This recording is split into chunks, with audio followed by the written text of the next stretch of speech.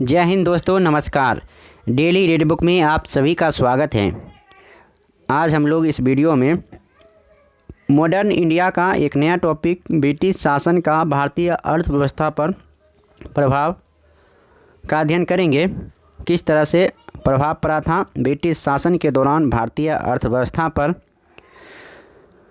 और यह टॉपिक या पेज एनसीईआरटी सार संग्रह का है और इसके राइटर हैं महेश कुमार बर्नवाल। और एक ही पेज में सारे प्रश्न को शामिल किया गया है, तो जाहिर है कि इसमें बहुत ही इम्पोर्टेंट प्रश्न को लिया गया है जो कि एग्ज़ाम के पॉइंट ऑफ व्यू से बहुत ही महत्वपूर्ण है। तो चलिए स्टार्ट करते हैं और कौन कौन से प्रश्न हैं देखते हैं। धन निष्कासन के सिद्धांत का प्रतिपादन किसने किया था? धन निष्कासन के सिद्धांत का प्रतिपादन दादा भाई नौरोजी के द्वारा किया गया था। 1892 में लिबरल पार्टी के टिकट पर ब्रिटिश हाउस ऑफ कॉमन्स में चुने जाने वाले पहले भारतीय कौन थे? तो इसका आंसर होगा दादा भाई नौरोजी।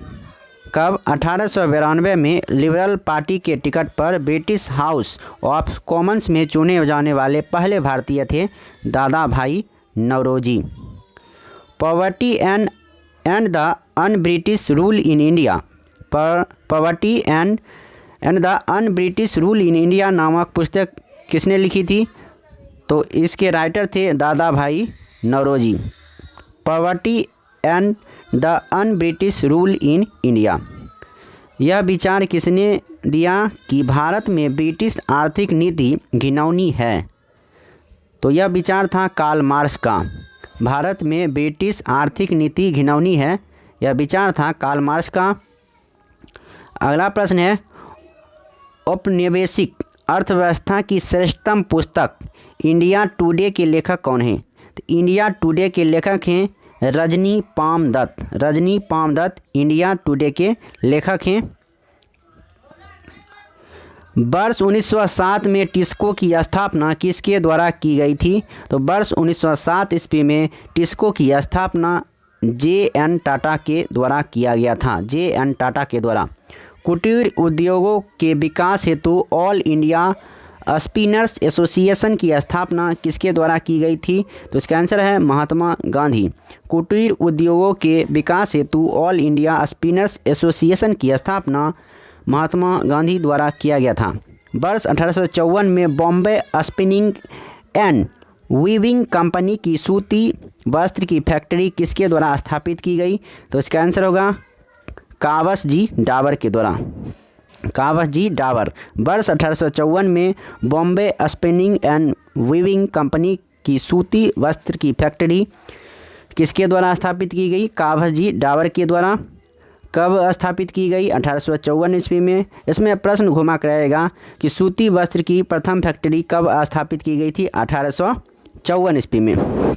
और उस कंपनी का नाम था बॉम्बे स्पिनिंग एंड वीविंग। वर्ष 1855 में भारत का प्रथम जूट मिल कहाँ स्थापित किया गया? तो 1855 में प्रथम जूट मिल की स्थापना हुई थी और कहाँ हुई थी? श्रीरामपुर, पश्चिम बंगाल में। तो प्रथम जूट मिल कहाँ स्थापित हुआ था? श्रीरामपुर में। और कब स्थापित हुआ था? तो 1855 ईस्वी में। श्रीरामपुर कहाँ है? तो पश्चिम बंगाल में है। भारत का प्रथम चाय बागान कब स्थापित हुआ?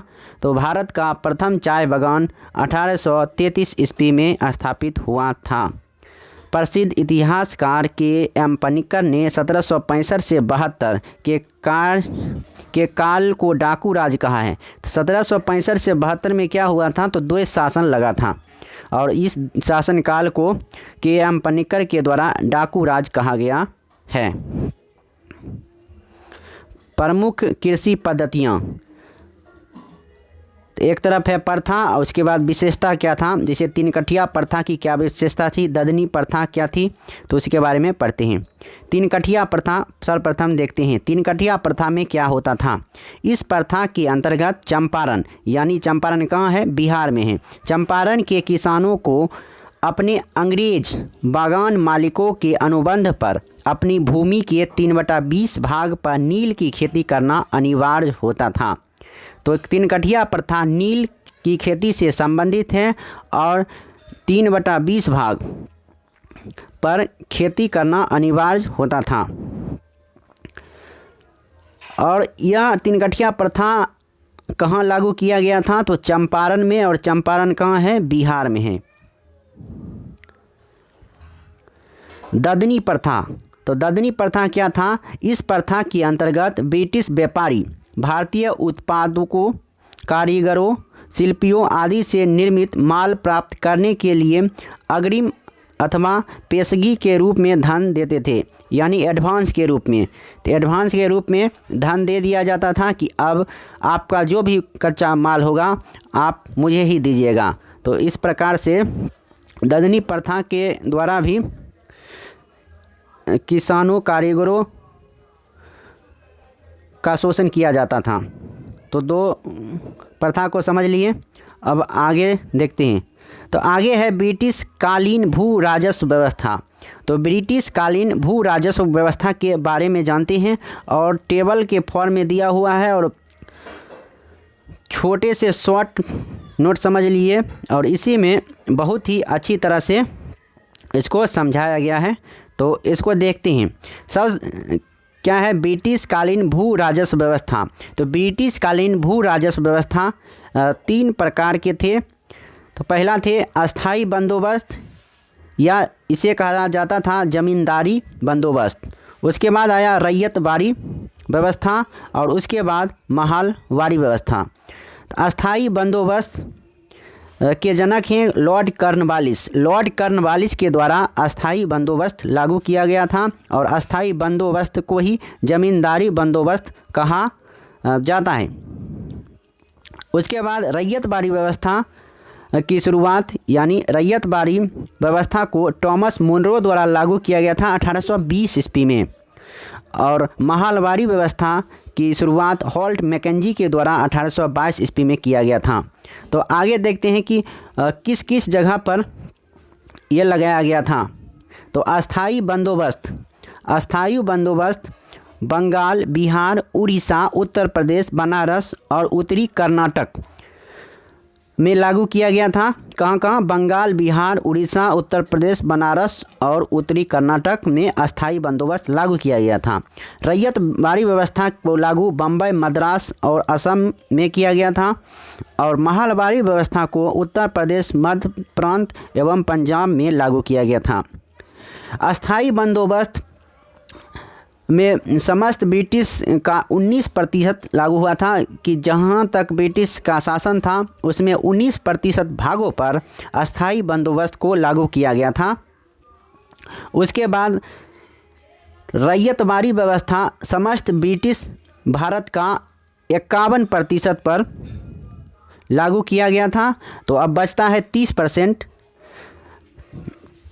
तो 30% भागों पर महालवारी व्यवस्था को लागू किया गया था। अगला आप देखते हैं कि इसमें क्या हुआ था कि भूमि अधिग्रहण सदैव के लिए जमींदार को हो जाता था। मतलब कि अब भूमि मालिक कौन होता था?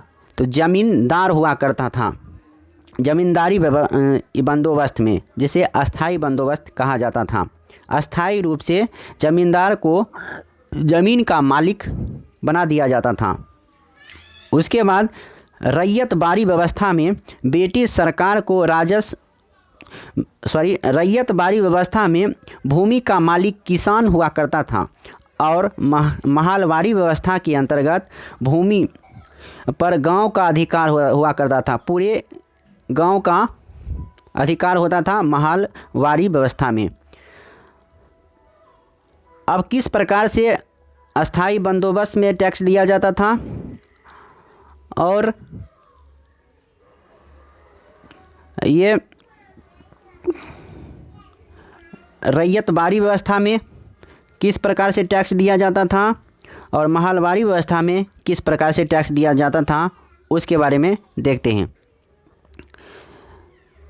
तो ब्रिटिश सरकार को राजस्व देने की जिम्मेदारी जमींदार को होती थी, क्योंकि ज़मीन का मालिक जमींदार होता था। तो ब्रिटिश सरकार को राजस्व यानी कर देने की जिम्मेदारी जमींदार को होती थी।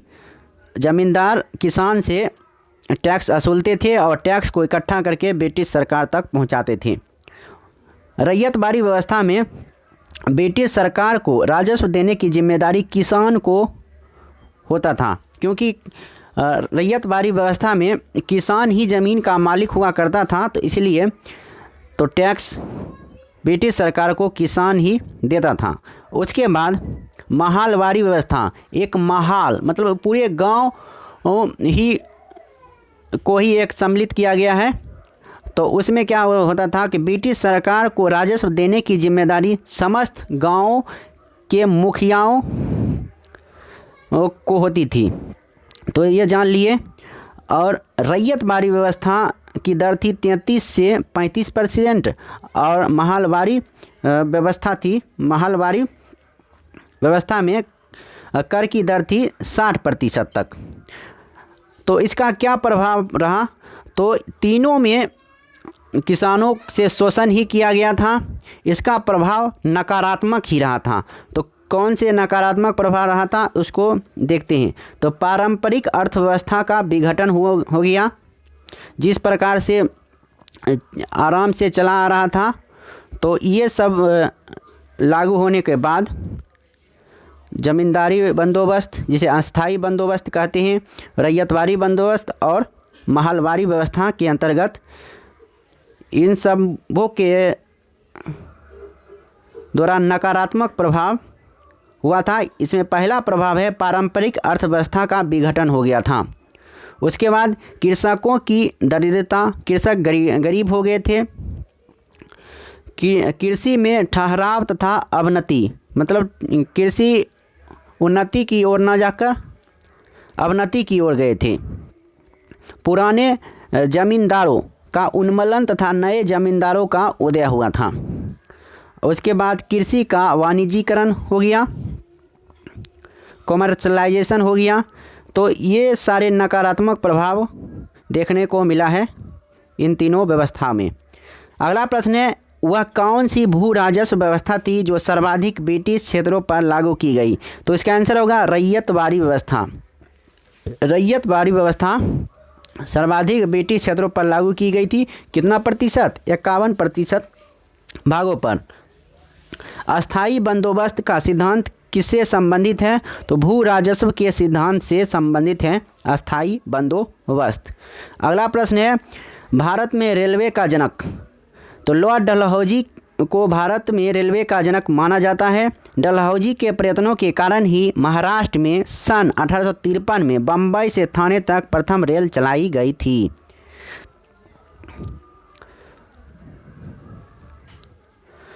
गवर्नर जनरल वारेन हेस्टिंग्स ने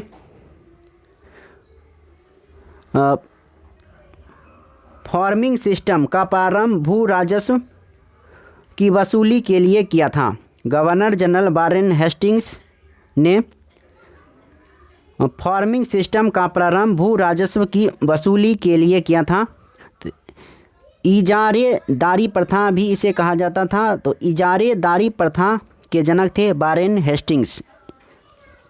तो इस वीडियो में इतना ही। अब फिर मिलते हैं नेक्स्ट वीडियो में, नेक्स्ट पेज के साथ, नेक्स्ट टॉपिक के साथ। तब तक के लिए नमस्कार, जय हिंद। पढ़िए, बढ़िए, समझिए। अगर वीडियो अच्छा लगा तो लाइक कर सकते हैं, वीडियो ख़राब लगा तो डिसलाइक भी कर सकते हैं। अगर साथ में कारण ज़रूर बता दीजिएगा कि क्यों आपको अच्छा नहीं लगा। अगर सब्सक्राइब कर लिए हैं तो कोई बात नहीं है, एक बार शेयर भी कर दीजिए। अगर नहीं किए हैं तो लाल बटन दबा के सब्सक्राइब कर दीजिए और साथ में घंटी भी बजा दीजिएगा, ताकि जब भी वीडियो डालेंगे तो पहले आप ही को देखने को मिलेगा और अच्छी तरह से समझ में आ जाएगा। तो चलिए मिलते हैं फिर नेक्स्ट वीडियो में। तो आप सभी के लिए हम लगातार वीडियो बना रहे हैं, तो आपकी भी जिम्मेदारी होती है कि आप भी कुछ मेरे प्रति जवाबदेह हो। आप भी पढ़ाई अच्छी तरह से कीजिए और वीडियो को शेयर भी कर दिया कीजिए। धन्यवाद। जय हिंद, जय भारत।